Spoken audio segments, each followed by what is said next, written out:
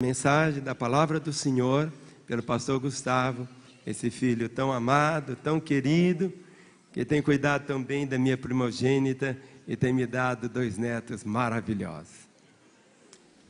Amém.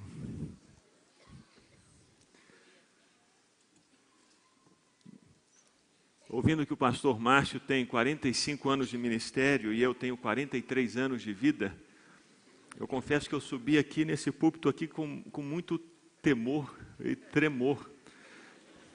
Se com 43 anos de vida eu já vivi algumas experiências e eu achava que eram muitas, imagina o pastor Márcio que só de ministério são 45. Então que o Senhor tenha misericórdia de mim, que o Senhor tenha misericórdia de nós, ó Deus, e que a Tua palavra chegue aos nossos corações como o Senhor deseja na manhã desse dia. Em nome de Jesus. Amém. Os irmãos podem se assentar.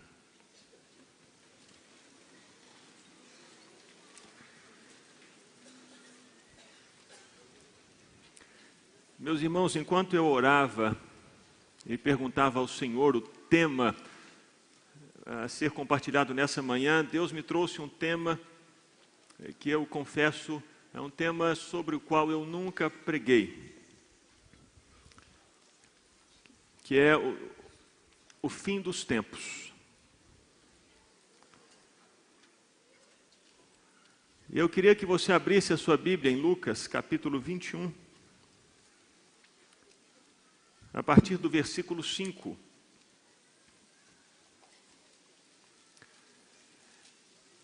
E hoje pela manhã nós vamos caminhar juntos nesse capítulo 21 do Evangelho de Lucas. Esse capítulo 21 de Lucas é muito parecido com Marcos 13 e Mateus 24. Nós temos os evangelhos sinóticos. Eu não sei se você sabe o que significam evangelhos sinóticos, mas sinótico vem de uma palavra grega, sim, óptico, vista. Então, a mesma visão, uma mesma abordagem. Então, o evangelho de Mateus, Marcos e Lucas são abordagens muito parecidas, perspectivas muito parecidas, óticas muito parecidas da vida e do ensinamento de Jesus. Então nós temos um texto paralelo a esse de Lucas 21, no Evangelho de Marcos, no capítulo 13, e em Mateus 24. Então são textos muito parecidos, muito semelhantes, com características um pouco distintas, de acordo com a visão de cada evangelista. Portanto, Mateus tem a visão que Deus trouxe para Mateus, de um mesmo evento. Marcos tem a visão característica que Deus deu para ele, daquele mesmo evento de Mateus, e Lucas também tem essa visão, da perspectiva que Deus deu a ele, daqueles eventos da vida e dos ensinamentos de Jesus. Esses capítulos, Mateus 24, Marcos 13 e Lucas 21, são um resumo do livro de Apocalipse. Então, esses capítulos são uma versão resumida de tudo que lemos no livro de Apocalipse. Então, se quisermos entender o livro de Apocalipse na sua forma reduzida ou resumida, nós vamos aqui para Lucas 21, ou Mateus 24, ou Marcos 13. Então, Apocalipse está aqui em Lucas 21. E ele começa no versículo 5, com uma observação dos discípulos de Jesus. Diz assim: alguns dos discípulos de Jesus estavam comentando como o templo era adornado com lindas pedras e dádivas dedicadas a Deus. Em Mateus e Marcos, nós lemos que eles estavam saindo do templo, quando de repente eles chamam a atenção de Jesus para aquelas construções magníficas. Havia 52 anos de construção no templo. Herodes havia começado a construir o templo 52 anos antes. Portanto, aquele espaço estava em constante reforma. Ano após ano, ele acrescentava algo mais suntuoso, mais maravilhoso no templo. Imagine você, 52 anos de obras, 52 anos de construções, de aprimoramentos, de embelezamento. Não é por acaso que os discípulos, ao saírem do templo, eles olham para aquela construção magnífica e dizem: Jesus, olha isso, que coisa maravilhosa, que coisa tremenda, eu nunca vi algo mais lindo na minha vida, isso é demais, que lugar primoroso, que lugar aconchegante, que brilho. E Lucas diz que eles chamavam a atenção de Jesus para as pedras que eram muito grandes e lindas e bem cortadas, e para dádivas que haviam sido dedicadas a Deus e que haviam sido colocadas no templo. O templo era aquele local de adoração a Deus, aquele lugar para onde as pessoas vinham, onde elas se reuniam para celebrar o nome do Senhor. É aquele lugar que era referência para o povo de Israel, para culto, para louvor, para adoração, para ouvirem a palavra, para orarem ao Senhor. Era aquele lugar de ajuntamento.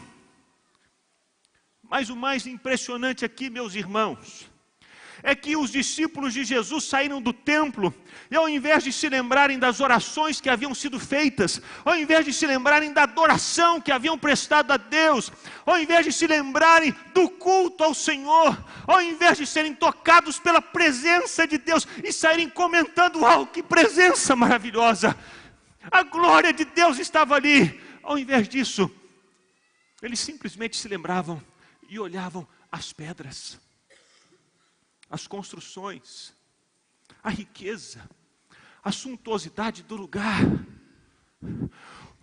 De repente, ao invés de eles se lembrarem de Deus ao saírem daquele lugar de adoração, eles estavam muito mais preocupados com a estrutura, eles estavam muito mais preocupados com o cimento, com as joias, com as pedras preciosas, com a beleza, com a estética, com as artes.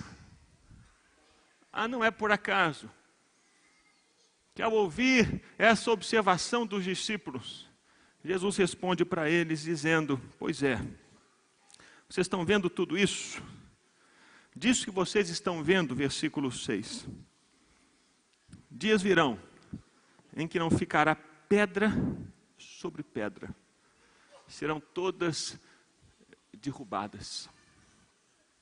Aquele lugar que eles achavam tão suntuoso, tão maravilhoso, tão bonito, tão belo, tão aconchegante, Jesus disse: vocês estão preocupados com o lugar?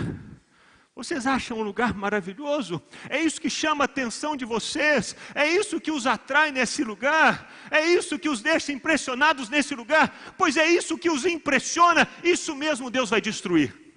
Isso que os deixa abismados, isso vai passar. Isso que traz para vocês maravilhamento, saibam, haverá dias em que vai ser apenas pó. Jesus tenta tirar o foco deles para essas construções tão maravilhosas, que era tão importante para eles, e diz: olha, percebam, dias virão em que isso vai cair no chão. Jesus tenta mudar a perspectiva daqueles homens em relação àquilo que é mais importante, aquilo que é mais valioso, aquilo que faz sentido, aquilo que deve ocupar a nossa vida. Meus irmãos, quantas vezes muitos de nós agimos como esses discípulos? Preocupamos-nos com o banco onde nós nos assentamos, preocupamos-nos com o conforto, olhamos talvez para essa igreja e pensamos: uau, que igreja grande! Uau, que som maravilhoso! Uau, que músicas bem tocadas! Que pessoas tão bonitas e bem vestidas! Que estrutura boa e excelente! Às vezes essa também é a nossa preocupação. Às vezes é isso que nos chama atenção nos lugares de culto e de ajuntamento. Às vezes saímos desses momentos de adoração a Deus. E o que nos chama mais a atenção não é tanto a presença de Deus, a glória de Deus, as orações que foram feitas, a palavra de Deus, o nosso coração, mas o que nos chama a atenção é a estrutura à nossa volta. E gastamos muitas vezes muito da nossa vida nas estruturas. Aquele templo, havia 52 anos que ele estava sendo construído, e era um lugar de peregrinação, de admiração, uma obra de engenharia maravilhosa, como poucas naquela época.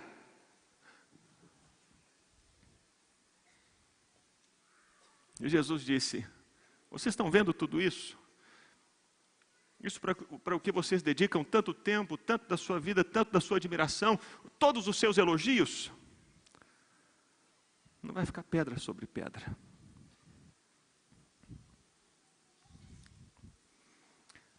De repente, sem que percebessem, os discípulos estavam reproduzindo a palavra dos israelitas antes de irem para o exílio, que olhavam para o templo, e Jeremias fala sobre isso, até o pastor leu o livro de Jeremias. Eles olhavam para o templo e diziam: templo do Senhor é esse, templo do Senhor é esse.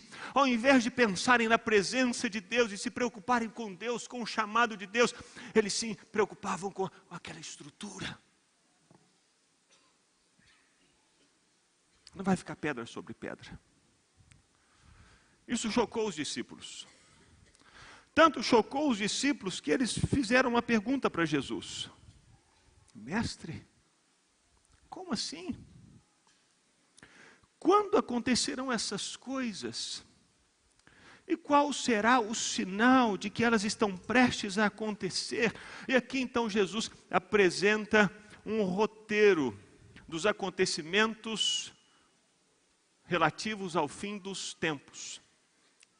É como um pai que o filho vai viajar e que se assenta com o filho e diz: filho, você está indo para tal cidade? Então se assente aqui que eu já estive naquele lugar. Eu sei o que existe naquele lugar. Eu sei aquilo que você vai encontrar no seu caminho. E ele se assenta com o filho e coloca um mapa em cima da mesa e começa a dizer para ele: olha, nesse lugar vai acontecer isso, então você vai andar mais um pouco, vai ter essa situação, e aí mais um pouquinho, olha, prepare-se para isso que vai estar surgindo aqui, olha, lá na frente tem essa outra coisa, fique atento a isso. E depois esse pai pega o mapa, fecha o mapa, coloca na mochila do filho e diz: filho, Deus abençoe, pode ir. Jesus, portanto, apresenta esse roteiro de viagem, como um roteiro de viagem, para que os discípulos dele, para que aqueles que são chamados por Deus saibam e se preparem para aquilo que há de vir. Então nós temos aqui um roteiro dos acontecimentos do final dos tempos. Esse mapa de viagem, lugares por onde vamos passar, situações que vamos vivenciar, acontecimentos que certamente surgirão. Jesus apresenta um mapa e ele diz: cuidado, versículo 8, para não serem enganados, pois muitos virão em meu nome dizendo: sou eu, o tempo está próximo. Nos últimos dias, no fim dos tempos, Jesus afirma que haverá um espírito de engano agindo no mundo. O engano é muito sutil, meus irmãos, porque o engano é diferente da mentira. A mentira deslavada, você sabe de primeira que é uma mentira. Mas o engano parece-se muito com a verdade. Parece muito real. Parece tão real que Jesus, quando Mateus relata esse episódio, ele diz assim: até mesmo os eleitos, os chamados de Deus, correm o risco de serem enganados, porque parece tanto com a verdade, parece tanto que Deus está agindo ali, que muitas pessoas podem ser levadas por isso. Nos últimos dias o engano vai se multiplicar. E esse engano, não pensemos nós que tem a ver somente com a pregação, mas tem a ver também com milagres e sinais que são feitos, não em nome de outro, mas em nome de Jesus. Jesus disse que em meu nome pessoas surgirão. Em meu nome, pessoas anunciarão, o tempo está próximo. Em meu nome, pessoas farão milagres, sinais, expulsarão demônios. Está lá em Mateus 7. Em meu nome. Nos últimos tempos isso vai se multiplicar. E já tem se multiplicado. Muitas pessoas que se levantam no nome de Jesus, com o propósito de atrair as pessoas a elas, para que as pessoas as sigam, para que as pessoas andem nos caminhos que essas pessoas estão andando. Mas equivocadamente essas pessoas estão andando para o matadouro.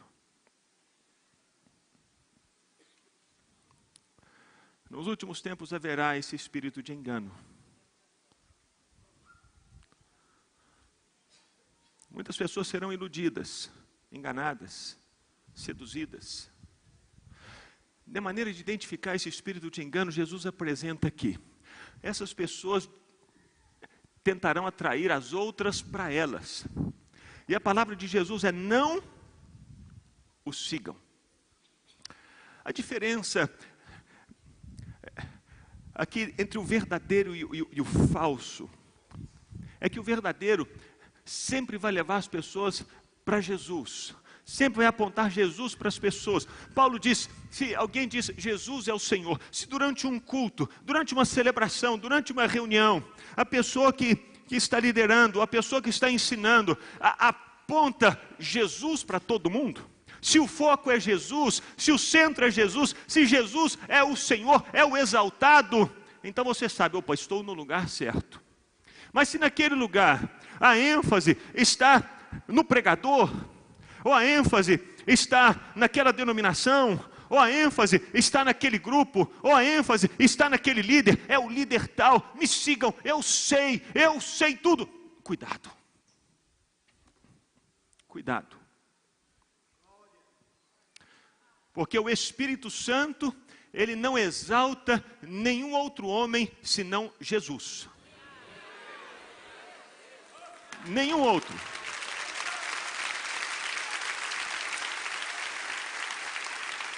Ele não exalta nem a mim e nem a você. Deus não é nosso empregado para fazer aquilo que nós queremos que Ele faça. Nós é que somos servos dEle para fazer aquilo que Ele deseja. Então, se em alguma comunidade o foco é você, porque você é demais, você é a pessoa, ou aquele líder é demais, aquele líder faz tudo, ninguém consegue viver sem aquele líder, cuidado. Ainda que ele fale no nome de Jesus, cuidado.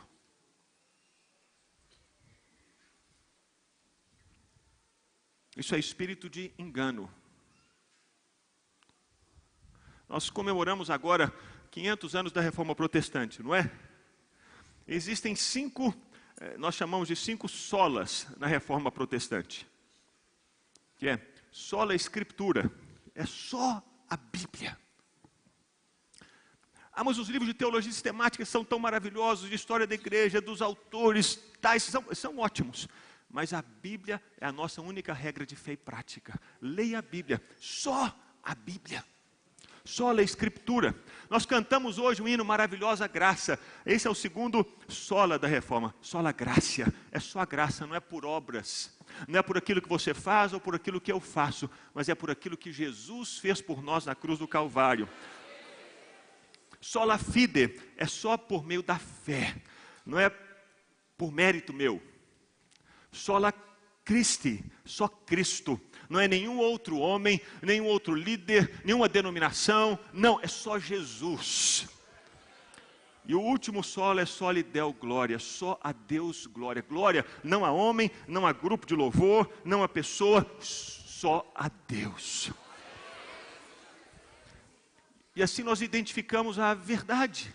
A verdade sempre vai apontar para Jesus, vai exaltar o nome de Jesus, vai reconhecer que a resposta está em Jesus. A resposta não está em nenhum outro, é em Jesus. Mas nos últimos dias esse espírito de engano vai agir no mundo, vai agir na sociedade, vai se multiplicar em muitos lugares. E Jesus se volta para os discípulos dele, para aqueles que ouviram a voz dele, e diz assim: cuidado, não sigam essas pessoas. Então esse é o primeiro ponto. Vai se multiplicar o engano.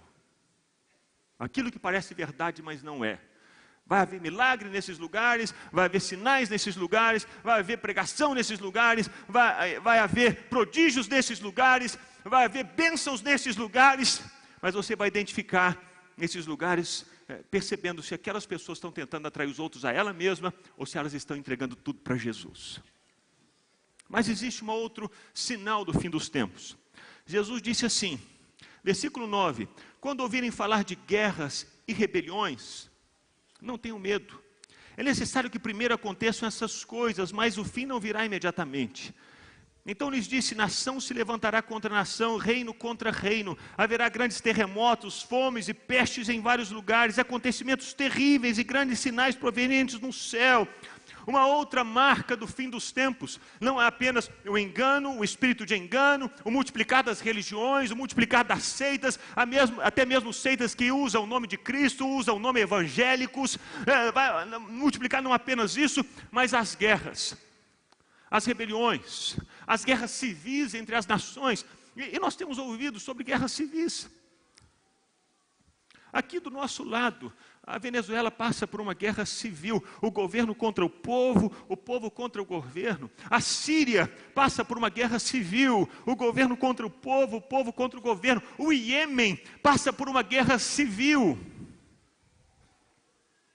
Em diversos lugares do mundo encontramos guerra civil. No Sudão, o Sudão passa por uma guerra civil.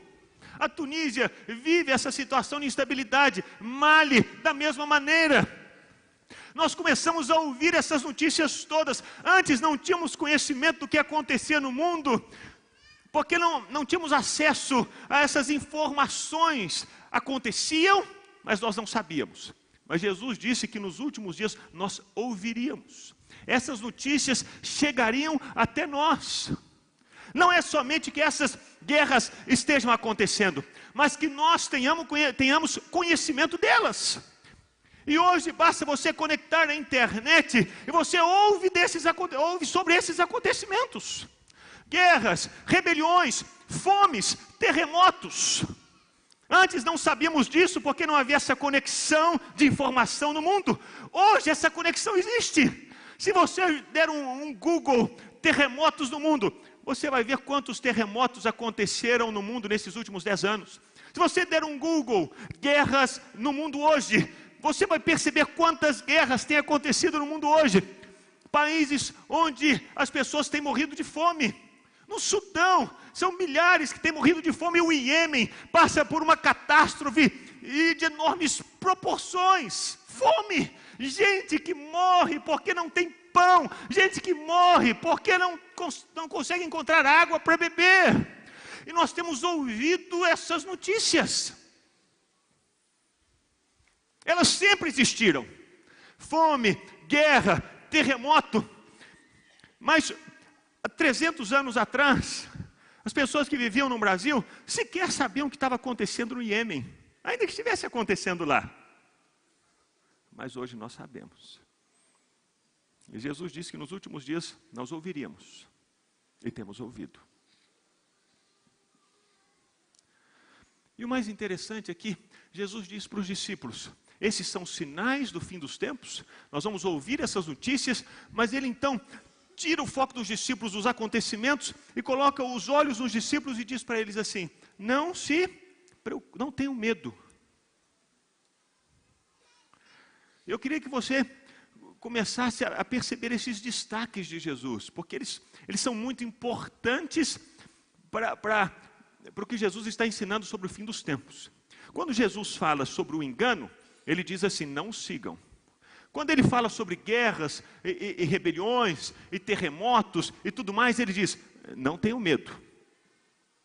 Então vai guardando essas palavrinhas, ok? E ele continua dizendo: mas antes de tudo isso, prenderão e perseguirão vocês. Então os entregarão às sinagogas. A sinagoga aqui não é apenas o lugar de culto dos judeus, Mas a sinagoga, nessa época do tempo de Jesus, funcionava também como tribunal. Funcionava como escola. Então os judeus, eles aprendiam nas sinagogas. Eles eram julgados nas sinagogas. Um parênteses, você se lembra que quando Jesus curou um cego, lá em João, esse cego foi levado diante das autoridades, e ele disse, eu era cego e agora vejo, Jesus me curou. Aí chamaram os pais desse cego, para perguntarem para ele, é seu filho? Os pais responderam assim, pergunta para ele, idade tem. Porque já havia sido anunciado ali, que se alguém dissesse que Jesus era o Cristo, ele seria expulso da sinagoga. Ele perderia o apoio da sinagoga, ele perderia aquele lugar de ensinamento, aquele lugar de aprendizado, aquele lugar de acolhimento. Então Jesus disse assim, esses lugares que funcionam como escola, ou esses lugares que funcionam como tribunais, esses lugares que funcionam como espaços de acolhimento, saibam, vocês serão perseguidos, vocês serão entregues e perseguidos nesses lugares. Vocês serão entregues às prisões, vocês serão levados à presença de reis e governadores, tudo por causa do meu nome. Versículo 13, será para vocês uma oportunidade de dar testemunho, mas convençam-se de uma vez de que não devem preocupar-se com o que dirão para se defender, pois eu lhes darei palavras e sabedoria que nenhum dos seus adversários será capaz de resistir ou contradizer. Uma outra característica, um outro sinal, nesse roteiro de viagem que Jesus apresenta, ele diz, espere encontrar engano, espere ouvir sobre guerras e rumores de guerras, e agora ele fala, espere por perseguições, prisões, julgamentos. Isso vai acontecer. Espere por isso. Mas mais uma vez nós temos um destaque de Jesus para essas pessoas. Ele diz assim, mas não se preocupem porque eu vou estar com vocês ali e eu vou dar para vocês a sabedoria e a palavra certa naquele momento certo para que vocês possam responder aquelas pessoas. E ele continua falando sobre o final dos tempos. Ele diz assim, versículo 16, vocês serão traídos até por pais, irmãos, parentes e amigos, e eles entregarão alguns de vocês à morte. Todos odiarão vocês por causa do meu nome. Contudo, nem um fio de cabelo da cabeça de vocês se perderá. É perseverando que vocês obterão a vida. Então, nesse roteiro de viagem, Jesus falou sobre a perseguição da sociedade contra os cristãos. A sociedade vai perseguir os cristãos nos tribunais, vai perseguir os cristãos nas escolas, vai colocar os cristãos nas prisões. Mas Jesus disse, não preocupa não. Eu vou estar com vocês ali e vou sussurrar no ouvido de vocês a palavra que vocês devem responder a cada um. Saibam, vocês estão ali com o único propósito de dar testemunho de mim. Porque essas pessoas não ouviriam a meu respeito de outra maneira. Então vocês estão lá, não é porque eles venceram e prenderam vocês, mas é porque vocês precisam testemunhar para eles quem eu sou, o que eu fiz na vida de vocês. Vocês estão lá, não é porque eles venceram, mas porque eles precisam ouvir a mensagem. Eu é que os coloquei ali para darem testemunho. A perseguição da sociedade, e esses outros versículos que lemos, nos fala sobre a perseguição da família. Então não somente a sociedade como um todo irá perseguir os cristãos, mas haverá uma disfuncionalidade na família. A família vai se fragmentar, a família vai se dividir, e de repente vão ser pais contra filhos, filhos contra pais, irmãos contra irmãos, e daí por diante. Até nesse núcleo tão precioso da família vai haver essa desestabilização nos últimos dias. As famílias vão começar a se fragmentar, elas vão começar a se dividir. E absurdamente, algo inimaginável, é um pai tentar matar um filho, ou um filho tentar matar um pai, ou um filho tentar prejudicar um pai, ou um pai tentar prejudicar um filho. Isso é inimaginável. Mas Jesus disse, nos últimos dias isso é sinal, isso vai estar acontecendo. Certamente o pastor Washington deve ter uma série de histórias de pais que abusam de filhas e de filhos. Coisas absurdas. Em outros lugares, no mundo islâmico, ali no Oriente Médio e em outros lugares, os pais entregam os filhos para serem mortos. Única e exclusivamente porque esses filhos disseram, eu creio em Jesus.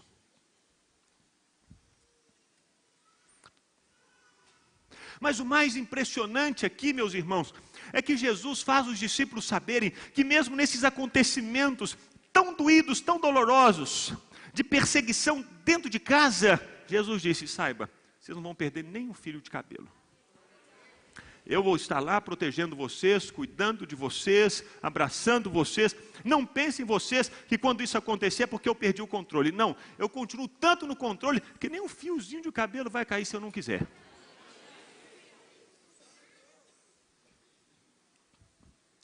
E aí então Jesus, parece que ele abre um parêntese e volta lá para os versículos 5 e 6. Ele fala sobre a destruição de Jerusalém. Porque os discípulos perguntaram assim, quando acontecerão essas coisas? Que coisas? Essa de que o templo vai ser destruído e não vai ficar pedra sobre pedra. Aí Jesus começa a falar sobre os acontecimentos do fim dos tempos. Engano, o espírito de engano agindo. E ele fala de terremotos e guerras, nós vamos ouvir falar sobre isso, essa conectividade no mundo todo, que nos faz saber as notícias do mundo todo. A perseguição contra os cristãos em diversos lugares. E a família vivendo esse dilema, esse problema. Pais contra filhos, filhos contra pais, por causa do nome de Jesus. Aí Jesus volta lá em Jerusalém. Quando vocês virem Jerusalém rodeada de exércitos, vocês saberão que a sua devastação está próxima.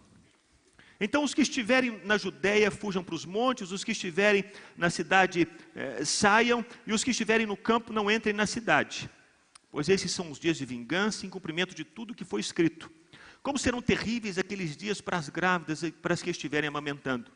Haverá grande aflição na terra e ira contra esse povo, cairão pela espada e serão levados como prisioneiros para todas as nações. Jerusalém será pisada pelos gentios até que os tempos deles se cumpram. Jesus agora chama a atenção dos discípulos para aquela pergunta primeiro que eles haviam feito. Quando acontecerão essas coisas? Em que não vai ficar pedra sobre pedra. E Jesus disse, Jerusalém vai ser destruída. E quando vocês virem Jerusalém sendo cercada pelos exércitos, Jesus então se volta para os discípulos e diz assim, vocês que estão ouvindo a minha palavra, vocês que me conhecem, estejam com os ouvidos atentos, saiam da cidade. Não pensem vocês que vocês estarão mais seguros em Jerusalém, dentro dos muros fortalecidos de Jerusalém. Não, não se enganem. Essas construções que vocês acham tão fortes e tão poderosas, essas muralhas que vocês acham tão sólidas, não protegerão vocês. Saiam. É interessante, meus irmãos, porque isso aconteceu. Existia um grupo de cristãos lá em Jerusalém, um pouco antes do ano 70 depois de Cristo. Jerusalém foi destruída no ano 70, quando o exército romano cercou a cidade de Jerusalém e depois destruiu a cidade de Jerusalém, colocou fogo no templo e não ficou pedra sobre pedra. E os gentios pisaram em Jerusalém até 1948, quando o Estado de Israel, é isso mesmo, foi estabelecido. Mas antes de Jerusalém ser destruída, tinha um grupo de cristãos dentro da cidade. Eles estavam orando ao Senhor. E no meio do culto, naquela adoração, o Senhor Jesus trouxe uma revelação para um profeta ali no meio deles, dizendo assim, a cidade vai ser destruída. Jerusalém vivia o seu tempo de abundância, fazia poucos anos que o templo havia sido concluído. Foram quase 80 anos de construção do templo. Ele chegou no seu maior esplendor, estava maravilhoso, muita beleza. E de repente, quando Jerusalém chega ao seu auge, o templo está construído e o povo celebra a construção daquele prédio maravilhoso. No meio dos cristãos, alguém se levanta dizendo assim, olha, assim diz o Senhor, essa cidade vai ser destruída. E se quisermos preservar a vida, nós devemos fugir de Jerusalém. Alguns desses cristãos não acreditaram, mas muitos outros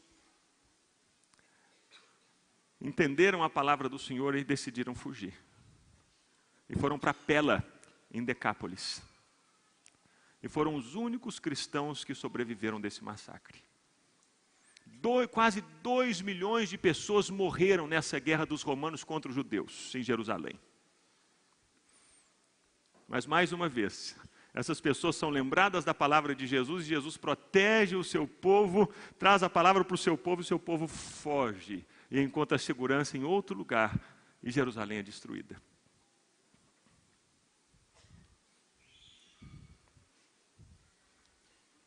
Haverá sinais no sol, versículo 25, lua e nas estrelas. Na terra as nações estarão em angústia e perplexidade com o bramido e a agitação do mar. Os homens desmaiarão de terror, apreensivos com o que está sobrevindo ao mundo. Os poderes celestes serão abalados. Então se verá o Filho do Homem vindo numa nuvem com poder e grande glória. Quando começarem a acontecer essas coisas, não abaixem a cabeça, não se entristeçam, não fiquem ansiosos, não fiquem preocupados. Quando começarem a acontecer essas coisas, levantem-se e ergam a cabeça, porque estará próxima a redenção de vocês. Quando o mundo todo estiver entrando em caos, aquele que tem ouvido Jesus desde o início, não sigam aqueles. Não se preocupem. Ouça a palavra que eu estou trazendo para você, sabedoria para que você saiba responder às pessoas. Nem um fio de cabelo da sua cabeça vai cair sem o consentimento de Deus. Deus está com você. Você que passou por todo esse percurso da viagem e se manteve firme no Senhor, ouvindo o Senhor, discernindo a voz do Senhor, no meio do caos, no meio da destruição, no meio das guerras, não fique abatido. Levante a cabeça e se encha de esperança, porque está próxima a redenção de vocês.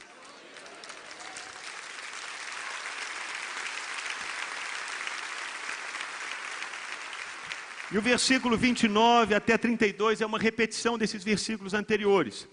Ele lhes contou essa parábola. Observe a figueira e todas as árvores. Quando elas brotam, vocês mesmos percebem, sabem que o verão está próximo. Assim, também, quando virem estas coisas acontecendo, saibam que o reino de Deus está próximo. Eu lhes asseguro que não passará essa geração até que todas essas coisas aconteçam. Os céus e a terra passarão, mas as minhas palavras jamais passarão. São uma repetição dos versículos anteriores. O que nós aprendemos disso? Nós aprendemos que Deus não impede que as construções, as obras das nossas mãos, Deus não impede que elas sejam destruídas. Deus não está preocupado com aquilo que nós fazemos com a nossa mão. Aquilo que nós valorizamos, aquilo que nós achamos demais, aquilo que nós achamos imprescindível, aquilo que nós achamos importante, toda essa beleza que às vezes enche os nossos olhos, Deus não está nem aí para isso. Deus não impediu que Jerusalém e o templo fossem destruídos.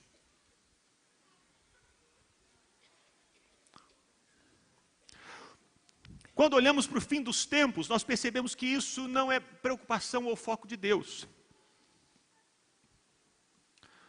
Quando nós olhamos para o fim dos tempos, nós percebemos que Deus não impediu que guerras acontecessem. Ele poderia ter dito assim: não vai haver guerra, não vai haver rebelião, não haverá nação contra nação e nem reino contra reino. Deus não impede isso. O foco de Deus não são as estruturas políticas criadas por nós. O foco de Deus não são as estruturas jurídicas que formamos assim, para que as nações caminhem dessa ou daquela maneira. Deus não impede as guerras. O foco de Deus não é impedir as guerras. O foco de Deus não é impedir nem mesmo a perseguição dos cristãos. Ele poderia impedir que os cristãos fossem perseguidos? Poderia. Mas Ele não impede. Uma das cenas que se tornou viral na comunicação do mundo foi aquela cena daqueles cristãos que estavam com roupas laranjas, andando numa praia, num desses países do Oriente Médio.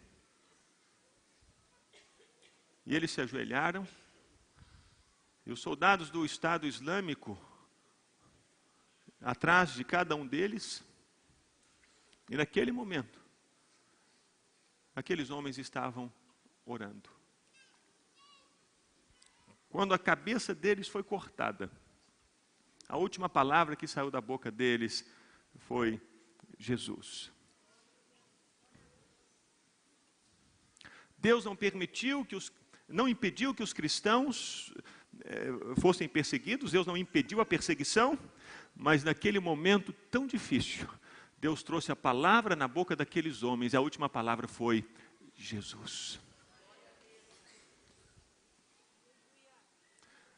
Porque Deus é o único que pode trazer força e graça em momentos assim. Voltamos agora há pouco ali da Jordânia, onde visitamos alguns campos de refugiado. E o campo que nós visitamos foi o campo dos cristãos que haviam fugido de Mossul, no Iraque. Mossul era aquela cidade onde o ISIS ia e colocava o sinal do Nazareno nas portas. Vocês viram essas notícias? Eles entravam nessas casas e davam, às vezes, 24 horas para as pessoas deixarem tudo e fugirem do país sob pena de serem mortas. Encontramos com essas pessoas ali na Jordânia. Conversamos com uma mulher. Essa mulher havia trabalhado num dos palácios do Saddam Hussein. Mulher riquíssima. E um outro homem que era dono de postos de petróleo no Iraque, cristão. Os dois, cristãos. Ele havia acabado de construir a casa dele, que era como um palácio, um homem milionário. Ele precisou deixar tudo e chegou na Jordânia como refugiado com a maleta na mão. E eles contaram as histórias do que eles perderam, das riquezas e do status que eles perderam, da posição que eles perderam. E aí perguntamos para eles, e aí o que vocês trouxeram? E a resposta deles foi, nós trouxemos Jesus conosco.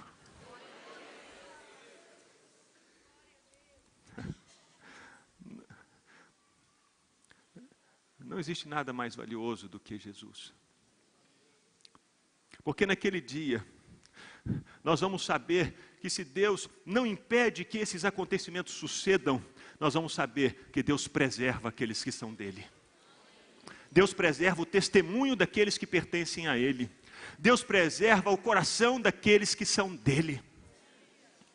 E esses que são dele, nos momentos difíceis, continuam anunciando a palavra de Jesus. Nos momentos de perseguição, quando eles abrem a boca, eles sabem, olha, se isso está acontecendo é porque Deus permitiu, porque nem um fio de cabelo da minha cabeça vai cair sem um consentimento dele. Ainda que vocês estejam fazendo todas essas coisas, eu continuo afirmando que Deus permanece assentado no trono, governando sobre tudo e sobre todos. E Ele preserva, Ele guarda, Ele mantém o coração e a fé daqueles que são dele. Essa é a mensagem do Apocalipse. A mensagem do Apocalipse não é nenhuma outra, senão existem terremotos, existem guerras, existe perseguição, existe fome, existem prisões, existem açoites, existem pessoas que morrem. Mas no meio disso tudo, o povo que pertence a Deus é preservado, o coração é guardado, a fé é mantida, e a proclamação do nome de Jesus é anunciada.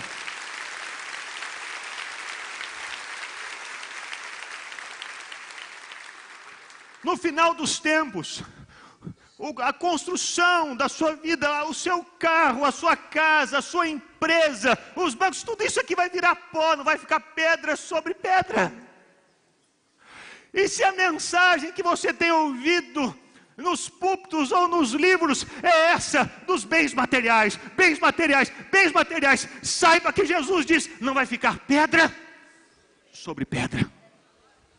O mais importante é permanecer com o coração nele. Naquele dia, o coração estar inteiro nele. E só conseguirão levantar as cabeças no meio desses acontecimentos difíceis aqueles cuja esperança permanece no Senhor. Aqueles que sabem, sim, chegou a minha vez, chegou a minha hora, estou chegando no final da jornada. Deus, Maranata, bendito que vem em nome do Senhor. Esse é o clamor do povo de Deus. Essa é a mensagem do Evangelho. É a mensagem que nos faz saber, e muito mais do que tudo, o nosso coração tem que ser guardado. Sobretudo, o que se deve guardar? Guarde o quê? O quê? O seu coração. É dele que procedem as fontes de vida. O Senhor não nos prometeu a ausência de perseguição, a ausência de prisões. Irmãos nossos em diversos lugares do mundo, por causa do testemunho de Jesus, estão presos. O que os sustenta na prisão com a fé firme? Com certeza não é aquilo que eles possuem, porque eles não possuem nada. O que os sustenta é essa fé pura, íntegra, firme em Jesus. E como preservar essa fé? Eu quero terminar com esses versículos. Tenham cuidado. Versículo 34. Tenham cuidado para não sobrecarregar o coração de vocês de libertinagem, bebedeira e ansiedades da vida, e aquele dia venha sobre vocês inesperadamente, porque ele virá sobre todos os que vivem na face de toda a terra. Estejam sempre atentos e orem para que vocês possam escapar de tudo o que está para acontecer e estar em pé diante do Filho do Homem. Não existe outra maneira de mantermos o nosso coração saudável e firme e íntegro no Senhor, senão, primeiro,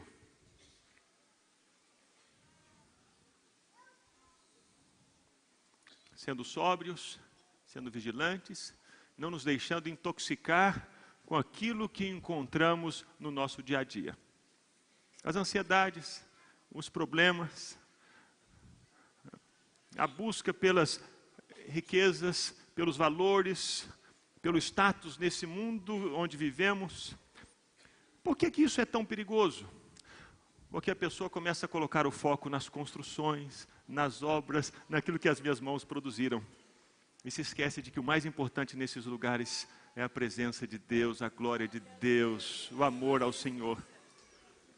Tudo isso aí são distrações ou competidores que tentam roubar essa fé que Deus colocou no nosso coração.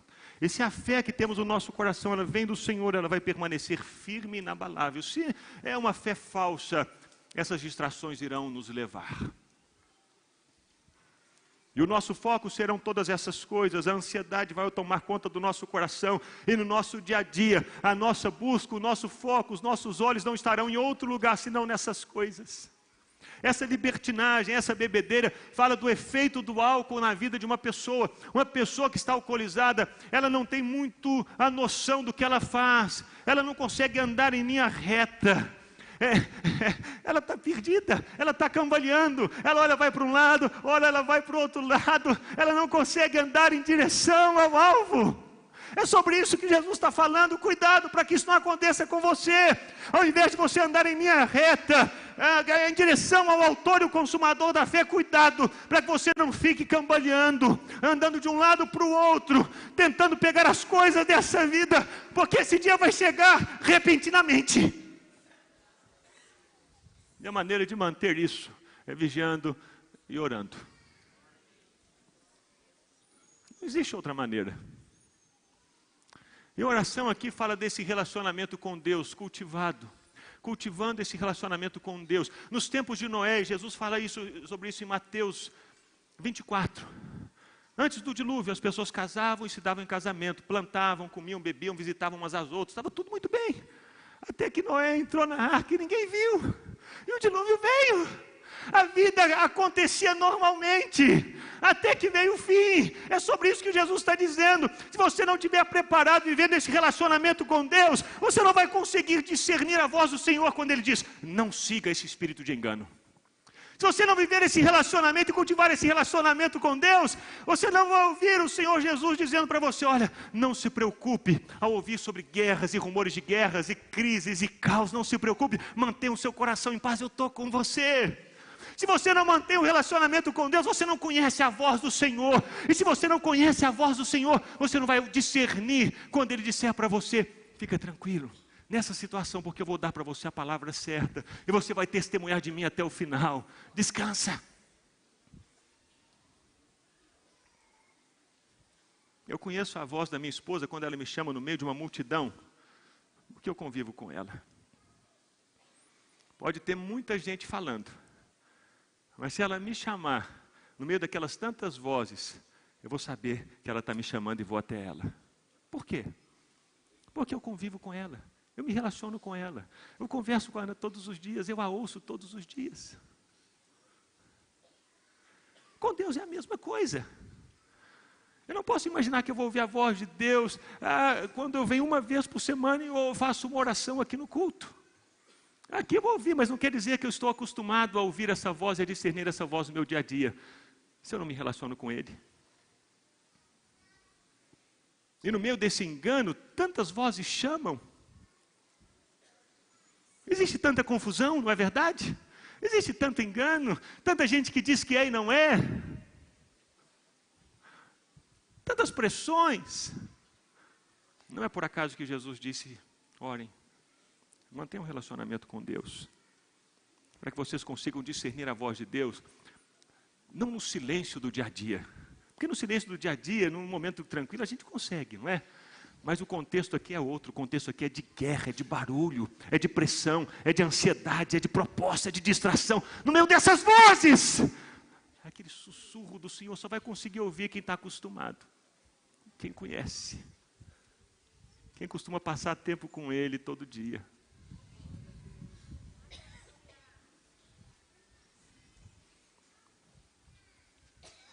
Tenham cuidado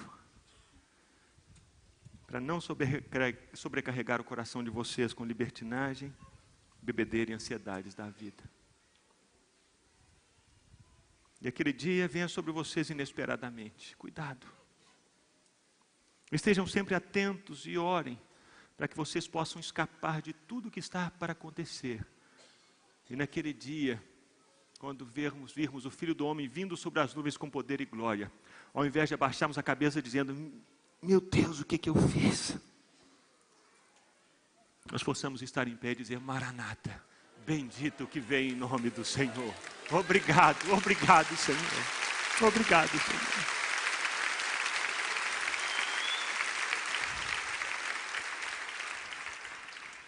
Fique de pé no seu lugar, meu irmão.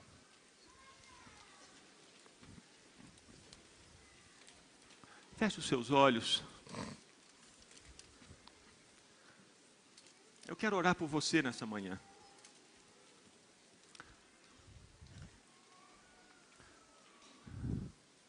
Eu sei que é um texto assim tão difícil. Mas é o texto que nos fala daquilo que é mais precioso. No final de tudo, Deus que escreveu a história, Deus que é o alfa e o ômega, o princípio e o fim da história. Ele olha a história do fim, nos conta como vai ser o fim, nos diz assim, o que é importante. O importante é mantermos o nosso coração íntegro nele, para estarmos em pé diante do Cordeiro no último dia. Nós ouvimos isso. Mas pode ser que hoje o seu coração não esteja íntegro diante de Deus. Se o Senhor Jesus voltar hoje, você vai estar em pé dizendo: Maranata, vem, Senhor Jesus. Você vai estar com a cabeça baixa dizendo: Deus, eu não me preparei. Eu não estava preparado, achei que o Senhor ia voltar amanhã. Eu achei que eu tinha mais tempo. Eu acabei me envolvendo com tantos negócios nessa vida. Não existe problema nenhum em envolver-se com os negócios dessa vida, desde que os negócios dessa vida não se tornem o seu Deus, o alvo da sua vida, da sua busca, do seu coração. Mas se tornou, se o seu coração vive ansioso, se você tem pensado somente nas riquezas desse mundo, e não nas riquezas, no tesouro nos céus, e o seu coração está sobrecarregado, você anda cambaleando, você não consegue andar numa linha reta em direção a Deus, mas cada vez você anda para cá, anda para lá, você está como um bêbado no caminho, perdido. intoxicado com as coisas dessa vida. Ah, meu irmão, hoje é o dia de você se consertar com Deus e voltar para Deus.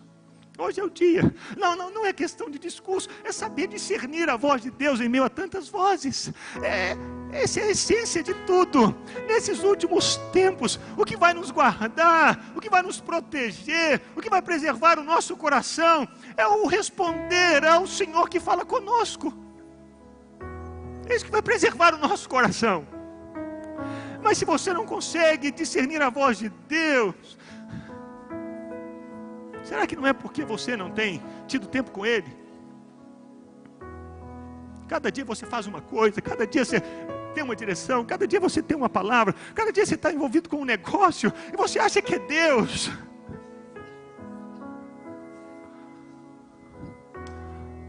Oh Senhor, abra os nossos ouvidos, abra o nosso coração para essa volta para o Senhor.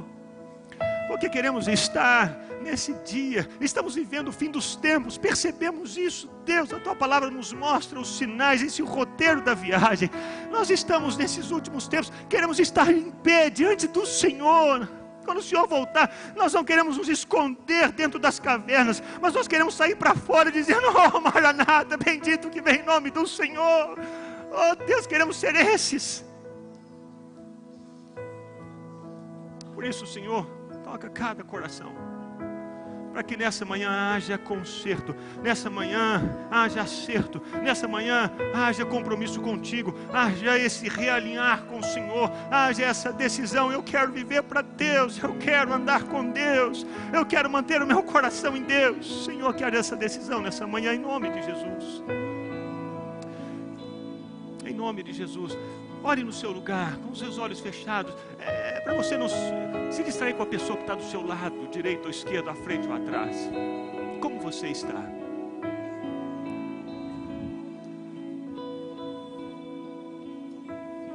Se você deseja entregar a sua vida a Jesus, para ter essa certeza de que naquele dia você vai estar em pé diante dEle, ou se você que estava afastado dEle, você sabe que você está afastado,